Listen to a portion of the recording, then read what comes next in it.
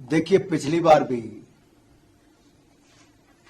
मैंने स्वयं व्यक्तिगत रूप से मिला, भारत सरकार की खेल सचिव मिली, हमारे अधिकारी मिले, मैं भी कई घंटों तक, एक दिन नहीं 2 दिन उनसे मिला।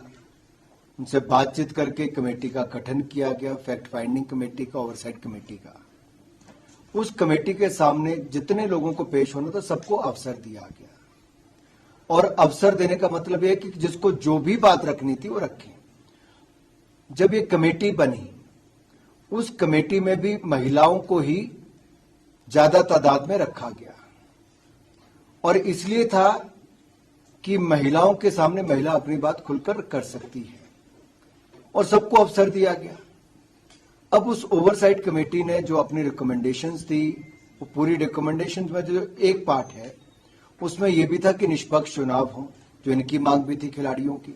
निष्पक्ष चुनाव कराने के लिए एक इंडियन ओलंपिक एसोसिएशन को हमने वो अधिकार दे दिया। पहले भी ऐसा ही होता था, इंडियन ओलंपिक एसोसिएशन करती थी। तो इंडियन ओलंपिक एसोसिएशन ने कल अपनी एक कमेटी भी गठित कर दी, अडॉक कमेटी। अब वो अडॉक कमेटी 45 दिन के अंदर चुनाव करवाएगी, नई संस्था को चुनेगी, एक रिटायर्ड जज उसके कराने के लिए नियुक्त किए जाएंगे। ये पूरी कमेटी, वहां पर सिलेक्शन हो, टूर्नामेंट का आयोजन हो, उसको लेकर निर्णय हो, और इंटरनल कंप्लेंट कमेटी जो होनी चाहिए ऑर्गेनाइजेशन में, जहां पर कोई भी खिलाड़ी हो, लड़का लड़की अपनी शिकायत दर्ज करा सकता है, उसका गठन भी करवा कर देगी।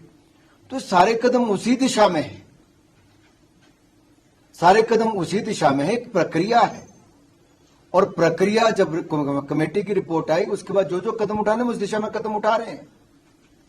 और जहां तक एफआईआर की बात है, ये धरने पर बैठने से पहले भी, या उस समय जब आंदोलन किया उस समय भी, उससे पहले भी आप किसी भी पुलिस स्टेशन पे जाके अपनी कंप्लेंट दर्ज करवा सकते थे,